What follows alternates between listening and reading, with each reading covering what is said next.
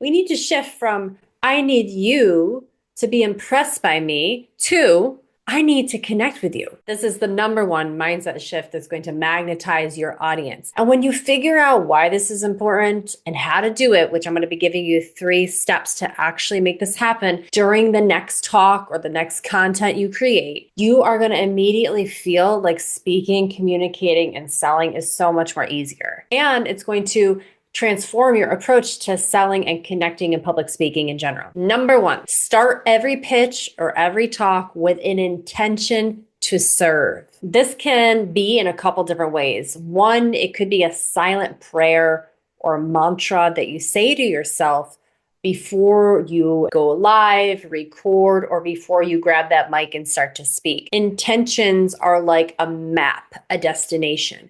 If you set them, you are more likely to arrive at it. If you don't use an intention, you are just going to be at the whim, any feeling that you have. So an internal mantra for an intention to serve would be something like this. Source, please make my words in service of you so that when people hear it, they get what they need from you, not me. This way I'm taking myself completely out of the picture and I'm letting God, source, the divine come through my body, out my mouth, and to the people that need to hear it. Or maybe you have a favorite prayer or another mantra that you like to use. The point is find something that feels good and use it often, weeks, days, routinely before you have to speak, but also moments before you go live. This is also something you can do with your audience. You could state out loud, my goal today is to give you 3 easy tips so that you can monetize your business right now. It can be casual. It can just state it.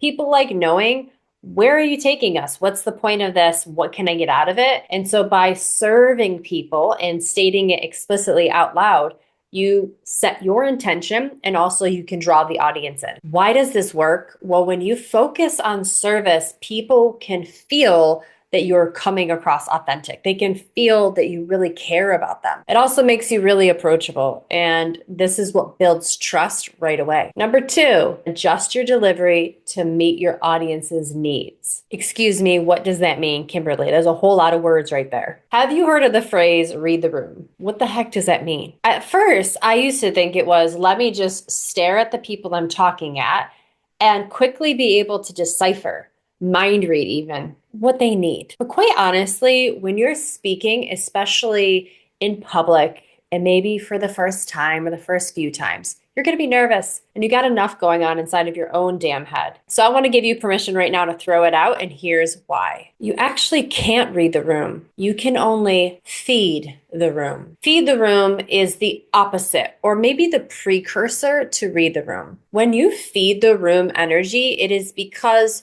you are in control. You are intent. You are intentional. You know exactly where you're heading in your talk and presentation. And so you are really connected with your audience and your listeners. And you are because you set that intention early, internally or externally. But now as you're communicating the words, you're not so much focused on their face or their body language, although those factors do matter a little bit. It's more that you are confident in where you're taking people and less about, do they like me?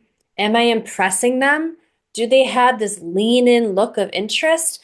And we let go of that. And we're more just like, I really care that they get the information. So I'm going to keep feeding it to them in the way that I know how. Does that make sense? Once you feed the room, which is really a energy-based body experience of I'm in control here and I deeply care about my connection to you, I'm going to feed you this silver platter filled with amazing value.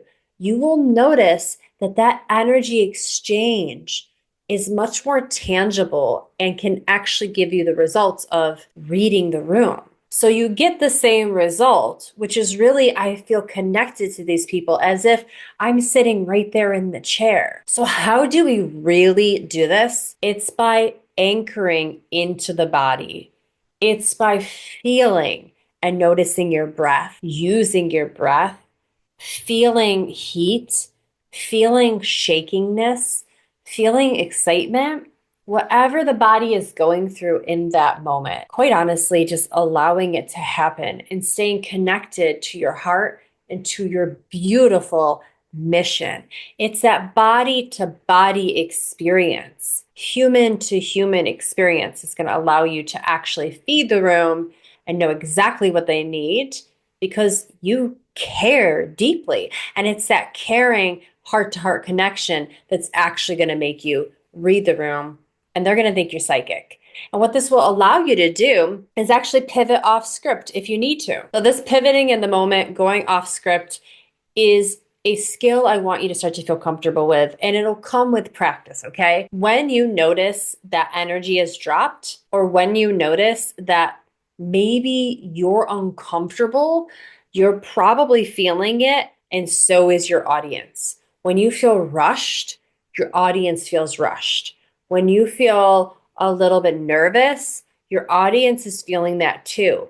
And it's not that it's your job to correct or remove those feelings. Please hear me on that, because it just comes with the territory of being a human and speaking publicly, which is just a weird thing in general. Instead, what we're really going after here is that you allow the experience to be there and then trust your next move. I'll give you an example. When I used to teach yoga all the time, and I taught other people how to become a yoga teacher through my training programs, I would always say to them, when you're leading final relaxation, shavasana, at the end of class, the music that you choose is key. And how do you know the right music? You feel zenned out, blissed out by it. You're loving it. I always tell my students, even if it's 30 seconds into a song and you need to change it because you're feeling intuitively that this is just the wrong song, do it.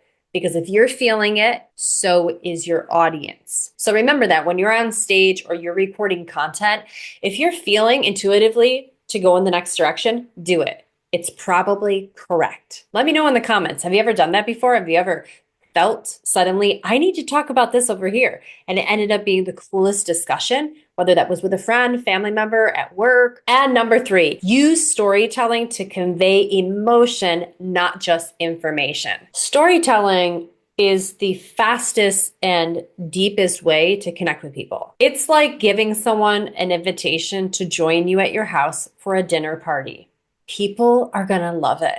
They're going to feel really special, and they're probably going to show up. But a lot of you are just not selling because you're not storytelling. In other words, you're just not inviting people in to your service or your product or your program. Stories are a way to literally invite people in. And it doesn't have to be hard. Storytelling can actually be super simple, and you can get a great story out in just a couple of sentences. Storytelling immediately connects someone because the whole point of a story is that you bypass words and you paint a picture in their mind.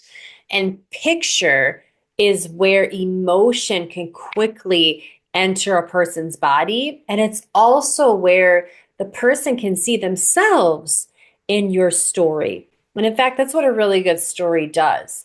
It takes you out of it and it helps the listener put themselves in. And when they can see themselves in your story, they'll be like, you know what? I felt that before. I've been in a similar situation. Must be they and I have a lot in common. And when you can get that relatability, whatever ask you have or CTA, they're going to be much more willing to join you in because you've already proven that you guys have something in common. Do not wait to start learning how to storytell. And it takes practice. It's going to feel really awkward. And you're going to be like, I'm not good at storytelling. That's how I used to be. But now I love it and I do it all of the time. Remember, the goal isn't to impress. The goal is to connect. When you focus on serving, listening, storytelling, you immediately magnetize and draw your audience in to you, your services, or your programs. If you want to learn more about how to speak naturally while connecting and storytelling, then click this next video that's suggested for you right here in this beautiful square rectangular box. I know my shapes, and I'll see you in that video.